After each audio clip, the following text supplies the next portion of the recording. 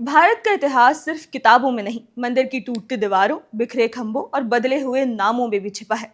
जब ज्ञानवापी में सर्वे के दौरान शिवलिंग मिलने का दावा हुआ तो एक बार फिर वही पुराना सच सामने आया। वो सच जिसकी गिनती एक दो नहीं, 1800 से भी ज्यादा मंदिरों की जगहों पर लिखी है। इतिहासकार सीताराम गोयल ने अपनी किताब Hindu temples what happened to them में बताया था कि कैसे सदियों तक भारत के मंदिरों को तोड़कर मस्जिदें, मज़ारें, दरगाहें और किले खड़े किए गए। कुतुब मीनार से लेकर ढाई दिन का झोपड़ा, बाबरी से लेकर ज्ञानवापी तक, हर जगह पत्थरों पर वही कहानी उकेरी मिली। पहले मंदिर, फिर विनाश और फिर नई इमारत खड़ा करना।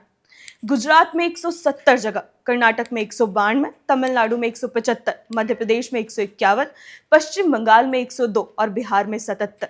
ये वो आंकड़े हैं जहां विवादित मस्जिद ढांचों से पहले हिंदू मंदिर होने की बात इस किताब में लिखी गई। किताब में कई जगहों पर यह बात विस्तार से समझाई गई है कि इतिहास खुद कैसे अपनी परतें खोलता है। पुस्तक में दिए गए उदाहरण बताते हैं कि मस्जिदों और दरगाहों में लगे अनेक पत्थरों पर आज भी पुराने मंदिरों की मूर्तियों के निशान, आकृतियां और शिलालेख मौजूद हैं, जो ये प्रमाणित करते हैं कि किन किन राजाओं के बनाए मंदिरों को तोड़कर नए ढांचे खड़े किए गए।